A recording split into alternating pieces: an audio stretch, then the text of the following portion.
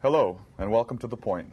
I'm Dan. I'm here with Vivian and Kassi and Rico, and we're going to talk about something new tonight. Something it's been in the papers. It's been a part of humanity since the dawn of man, and we're going to talk about its causes, and hopefully we can think of some solutions, if possible. We're going to talk about violence. Do you guys have any idea what causes violence? Well, I think it's a very basic thing. I think it's something that is we get from childhood. It's a way that we communicate that we're not going to take the insults and stuff like that. You think about a child, you know, before he learns how to communicate and negotiate his point of view. If you insult that child, what he wants to do is, first of all, cry, and he wants to lash out, to hit. And as we grow up, we realize that that doesn't work and that it's better to be able to communicate. And so I think one of the causes of it is a failure to communicate. I think one of the things that's been happening is as the families have been disintegrating and kids are not learning how to communicate with one another within their family group, let alone within their peer group. And so they just see violence as their only recourse. They feel powerless, and they feel that the only thing that they can do to make things right is to lash out and to hit, because they just simply don't know how to communicate. You think that happened way early then, when they were growing up, and that's the first impulse? 'Cause I don't necessarily think that violence is, you know, when you're a little kid. Mm-hmm. And you cry, and then, you know, the next thing is this, because it's motion, it's energy that, you know, it's the chi flowing through you or whatever to open up and to express yourself, and that you need to be heard, mm-hmm. Hello, or whatever the pounding the fist are. I don't necessarily consider that violence, but I can see that would be the seed of that, because really as you grow up, and you're trying to communicate to somebody and you are frustrated or upset and you can't get it out and you can't get the words to express yourself, you want to do that because your body wants to actually express. Mm-hmm. And to express sometimes movement or sometimes other motivation comes, you know, with anger and frustration to get that expression out. So for a kid, I don't necessarily think that that's violence yet, because that's part of their development. But certainly when they're communicating and not learning how to communicate properly about, acknowledging that you're upset or angry, or acknowledging the emotion that's going on. Mm-hmm. Isn't that part of the communication, really understanding what's occurring even inside the body, and then also being able to express it? I think there's a distinction between violence, which is all-encompassing. It's part of how we live and who we are, in how we relate to our environment and to each other. And there's a distinction between the general term violence and the concept of violence toward others. Mm-hmm. When I attack someone else who is innocent, that's unacceptable in our society. But if I push you to get your attention, that's generally acceptable. If you're not paying attention to me and I want your attention, I may touch you aggressively. Dan wants your attention, you're going to come out with a big old bat. I said, listen to me. If I train in the martial arts, that's violence. If I box in a ring, that's violence. But it's not violent. It's not. Is it if you train martial arts, that's violence? Because, you know, martial arts the physical aspect. Wait a second. It can be violent. The physical aspect is. It is. That's not the teaching of martial arts. No, because I studied it. It's not about violence. It's about self-defense. I've studied Kung Fu since I was 6 years old. I mean, and so, you know, it's definitely not. I mean, it can be violent. The physical aspect. The physical aspect of it can be violent, but it only becomes violent if you invoke it.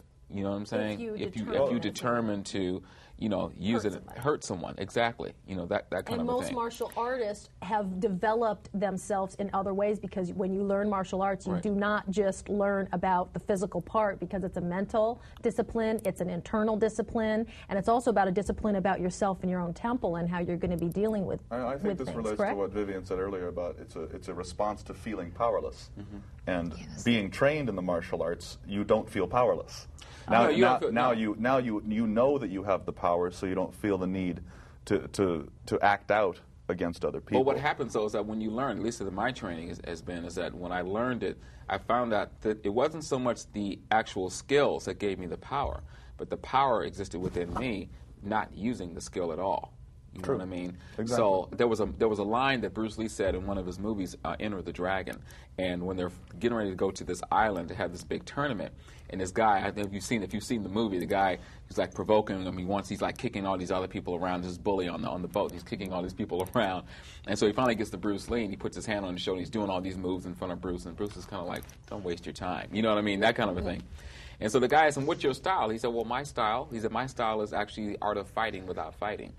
You know what I mean? And so basically he lures the guy down on the boat because we got to go, "Will, I want to learn your style." So go, "Great. We got to need a bigger place." Long story short, he cuts the guy in the boat, and lures him off. And he says, "Well, I decided I'm not going to go." You know what I mean? And he like so it's actually martial arts teaches you, to really respect your life, respect the lives of others.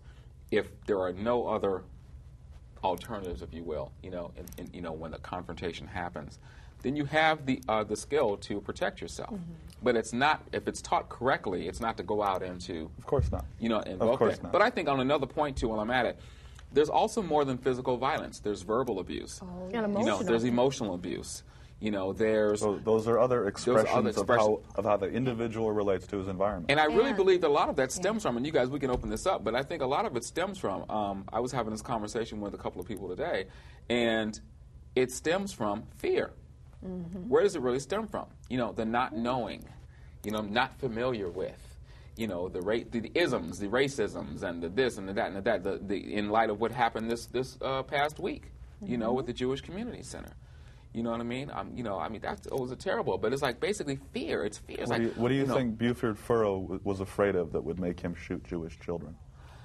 I think, in a sense, it wasn't so much about just himself, but even the group that he represents. Talk about the Nazis, the Nazis. White supremacists. What are they afraid of? They're afraid that there's not enough white people. You know what I mean? Are you sure? Or are they afraid that somebody else is going to get what they think we deserve as white people? Well, yeah, that too. Is that really more the fear? I think that's reasonable. That somebody else is going to get what supposedly the white people are privileged to now, or because they're supreme over everybody. See, what they're scared of is that people are take what we were talking about before we got on the air is that they're scared of what's being taken back. You see what I'm saying? Because let's just call it real. White people came over here and stole this land. You know what I mean? So people are getting the opportunities that they've been suppressed for so long. But wait a minute. That isn't right. That ain't the right way to do it. So it's like a lot of things go behind that. Yeah, and then they feel powerless because they figure, I'm trying to just keep what I have, and I'm losing this, and I'm losing that, and everything else. And so I have tried to get it legally. I've tried to get it through political means, and everybody is just ripping me off. So I have no other alternative. Yeah, we're gonna take it like we did in the old days. You know what I mean? Yes. And individuals blame other people for their own shortcomings. Exactly. Their own failures. Mm-hmm. Right. Again, they are powerless because they don't accept responsibility for themselves, so which makes them powerless. You're talking about because in Germany? They can't control other people. But you're talking about in Germany too, then, because it was the Germans and the Jews then that that really happened there. Absolutely. So what happened? But they're not taking anything back. I mean, the Germans came in, and they're trying to take back, and that's why they were fearful of that. Is it what you're saying? The Jewish community, they had a lot of banks. They were taking control over different businesses. They were getting rich. So the Germans were fearful of them getting something that they thought they deserved instead of them. Plus, they felt about the purity of their. Don't refer to them as Germans. Refer to them as Nazis. There is a distinction between Nazis and Germans. Yes, thank you. Because I have German friends that are very cool. Agreed. There's a distinction. Call them Nazis. That's a decision that people make. To be a Nazi, German is an ethnicity. Or, I'm sorry, a nationality. Well, and how is any people, we're all human beings. That's the one thing that we all are. And how any group or anything is going to be able to stand without really standing with everybody, I think it will never happen. I mean, unless we all unite. And I think that we have something to unite on. I was actually listening to the news the other night, and they were saying that the American people don't have anything to unite on anymore. We used to have going to the moon, right? We used to have wars. We used to have the Cold War, and we united as a nation under that banner. I think that we have another a banner to unite under, and that is really world peace and considering us one world, one people. I think that that's something to start uniting us in another way that's really going to hopefully take us into the new millennium. I think of how we're going to do life on this planet. Exactly, and that's been around for a while. I mean, humanitarianism. I mean, it's like being a humanitarian. That's something that people have been, through Gandhi and through Martin Luther King and through, so many different people that we can name. That cause will never stop. That's something that people have been trying to get us to unite to, even during the moon, trips and the new this and the new that. It's like they've always been trying to get us back to the basic level of really respecting the most precious thing that exists on this earth, and that's human beings. You know what I mean? And when you get back to that, then when we get back to respecting ourselves, then we can respect everything else that coexists with us. And I also think it's a function of taking responsibility for our own lives, for our own actions, for our own successes, and for our own failures. Each and every person as an individual. And, of course, we all grow up under in different circumstances, but to grow from that and to move on and to live in the present as opposed to, falling back on the past and saying, oh, I've been, is, just live in the present and just be the best you can be from moment to moment. You don't have to be a victim, in other words. Right. You don't have to be a victim.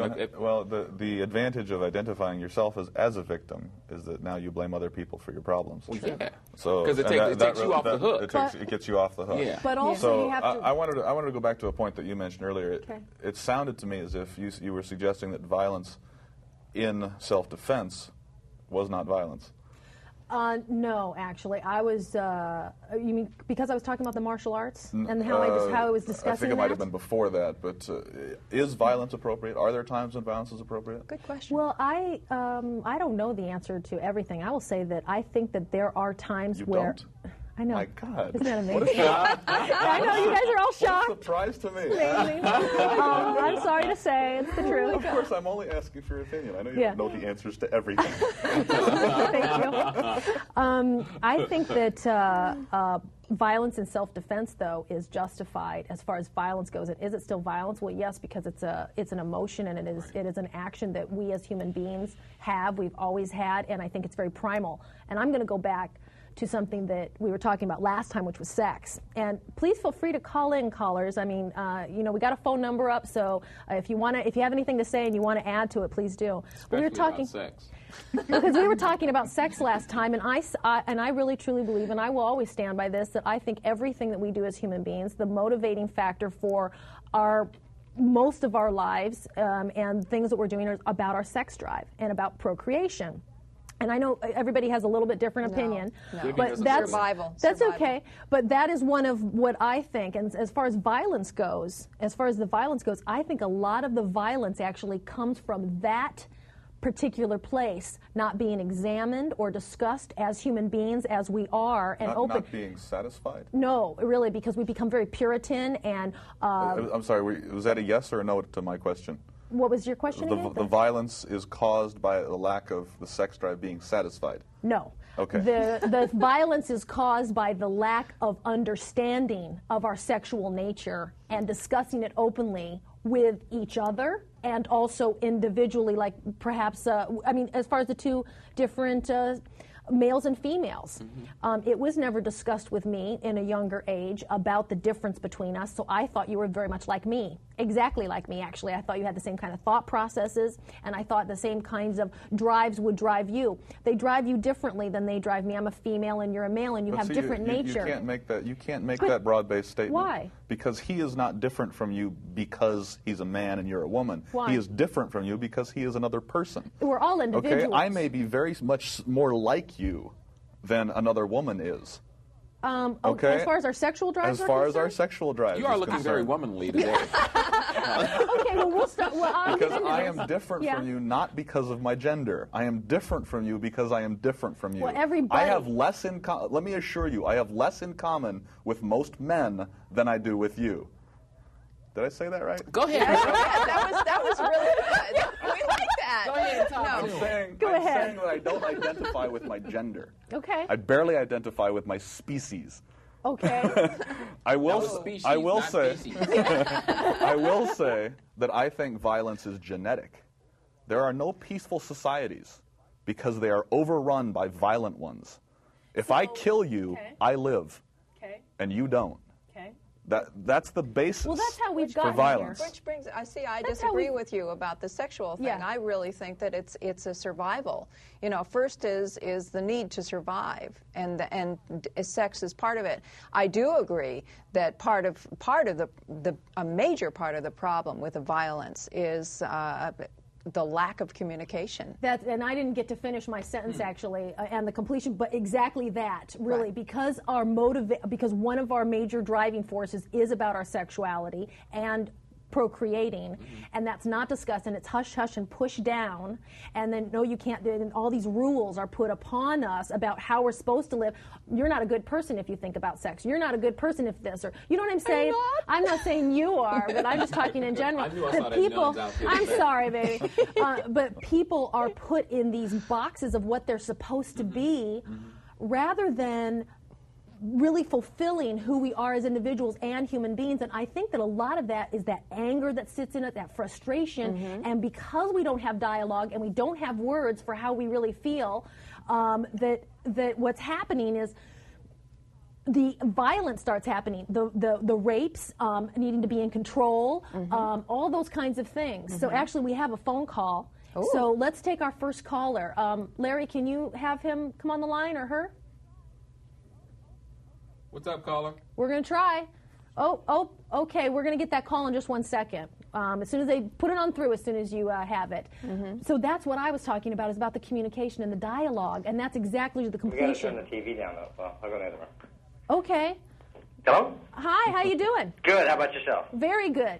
I was just wondering, some of the recent examples of violent behavior seem to be as much about making a statement that, you know, they know that they'll get a lot of media attention. For example, the shootings in the They're 15 minutes of stardom, huh? Yeah, and the example at the Jewish preschool or the daycare, it seemed as much about him making a statement as much as him really trying to. I mean, he could have probably done a better job of killing people if that had been his goal. And there's a lot of other people out there that are killing or committing violent acts that are doing it in a much more subtle way and not looking for the attention. So. It seems like the 15 minutes of fame or getting on the cover of Time seems to be a big aspect in some of these behaviors. Yeah, because every week you look around, somebody's like driving down the freeway with a truck, getting chased or something like that, because they can get on TV. I think That's it may a be, really I think good that's a good point. Yeah, it's a really good point. But I want to respond I actually to disagree. him. But you can disagree in Okay. 1 second, because I just want to ask the caller one question while I still have you. Do I still have you? Yeah, I'm here. Great. What do you think the media should do when there is something like that? Because that's where they're getting their 15 minutes of fame, and that's what that's all about. And they're, hey, I'm this, I made the papers. What do you think that they should do? Well, I think it's kind of tricky. I mean, their obligation is actually to form a business and to make money, believe it or not. So that, and if that's what people are interested in seeing, and that's what's going to gain them viewers, they're going to show it as much as possible, whatever the topic happens to be. I think it's unfortunate that certain instances of violence get a lot more attention than other instances because of whatever arbitrary, decisions are made in the network or in the media.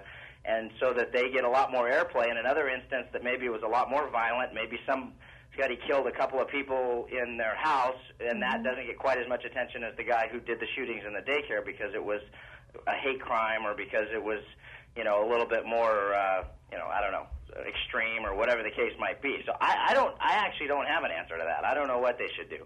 Because it's a business, though. It's a tricky thing because to say. Television and film and video games, it's a business. It's not about.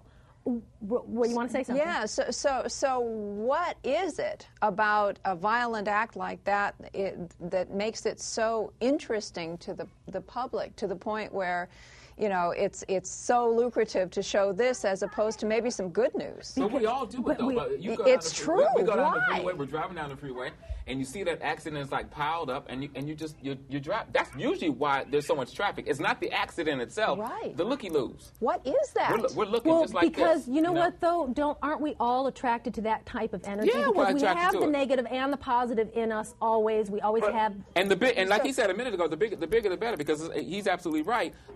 It's that we, it's like one killing. Oh no, we're not going to show that. But 25. Oh yes, that's news. So, it's like but now. can I say something? Yes. But in this case, the nobody was even killed. In one respect. I mean, probably, I think I saw something where they did the shootings in L.A., and there was, over the course of 1 week, there was about 8 different shootings in L.A. that I had never heard about, where a couple people were killed, or one person was killed, or a family was killed, and it got very little media attention. I think, which is why I disagree with your original premise. Go ahead. The people making statements are very few and very far between. Violence is endemic to our society. People are dying every minute of every day all over the world. Just because one incident makes the news doesn't make it a primary cause. Doesn't make what a primary cause? But doesn't make the media attention, doesn't make 15 minutes of fame the primary cause of violence in our society. No, but I'm saying that there's certain cases that seem like that seems to be the main point. Like this individual wanted to make a statement. Right. Or he thought of that after the incident. We don't know. This man is crazy. No, he had planned to make a statement in the very beginning. He had his truck full of ammunition, and he was planning on making as big and an extreme an instance as he could. This is a classic case of a guy who feels really powerless and feels that the only way that he can be a big man and he can put his point of view front and center is to go and terrorize a bunch of little kids. Thank you very much for your call. We really appreciate it. Oh, you're welcome. Thanks for having me on. Thanks. I think the other thing is, too, is that, I don't even want to say in defense of this guy, because that's just like wrong. But, I know that he did. There was a report that he tried to turn himself into a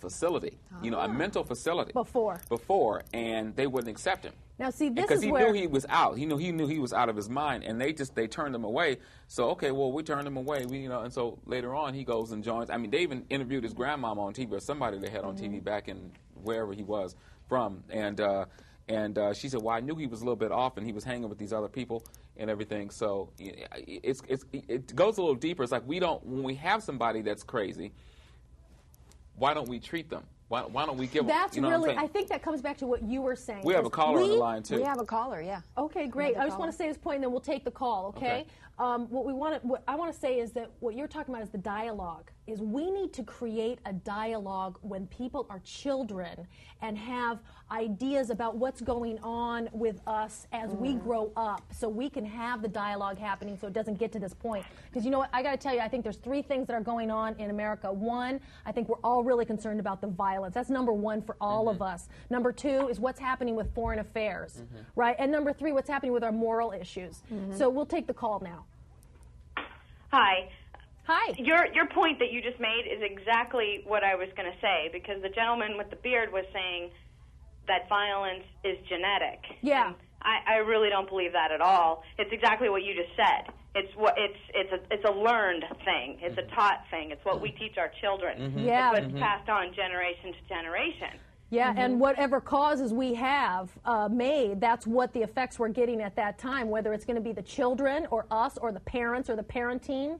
Correct? Don't you think so? Exactly. Yeah, I mean, it's the same thing. Like you said, the dialogue has to start with the family, and stuff like that. I know I was very fortunate because it started with me, and I was brought up, to really respect people. And I think it depends on how you're being taught. What are you being taught? When that dialogue occurs, what kind of dialogue is happening? Are you saying... Because the dialogues are happening, but what's happening with the dialogue? Are you being taught that you are better than, and if they come at you, you've got to come at them like this? What is being said?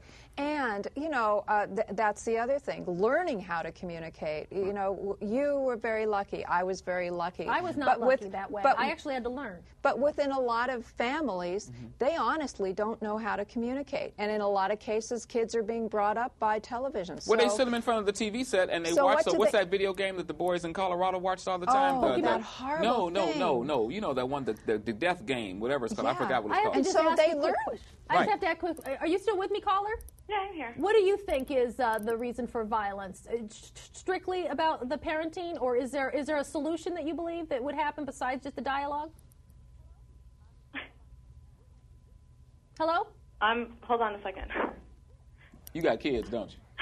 Yeah, you got some kids. Yeah, I have 2. All right, go ahead. Are you thinking or sorry. telling to the children? How old are your kids? 3 and 1. 3. All right. All right. So you're going to take the parenting to the nth degree and totally teach them. I'm not suggesting that there is no hope for humanity because violence is genetic. I feel that violence has been part of our history throughout time, and I think it's not in everybody, but it is part. Yeah. It's part of our humanity. Let's say do you have an answer for us? Because I'm going to have to let you go, and I'm going to pick up another call. Another call. Okay, we're going to go on to another call. I'm sorry we missed you on that. One more call. Hello? Hi. Hi. Just what somebody else was saying a little bit earlier about, sitting kids down in front of the TV and, there is probably too much violence on TV and in the media and things like that, but also violence has been around for centuries, and it's not longer than that. So much this, the availability of violent pictures or violent movies, but just the fact that people are going to hate no matter what, whether it's blacks, Jews, Asians, Republicans, Democrats, or whatever, people have been hating. That's a whole other talk show, right? Yeah, they're always going to hate, and one of the big problems we have now is that these haters have the ability to kind of bring their violence to not just one person or to the person that is. They're directing it towards. Yeah, right? they're directing it towards. Now they can pick up a machine gun and they can take out a whole room full of people at a time. That's right. And they're not they can do that with fertilizer. They're not being taught. Look, this is not appropriate behavior. Which was my point about setting them.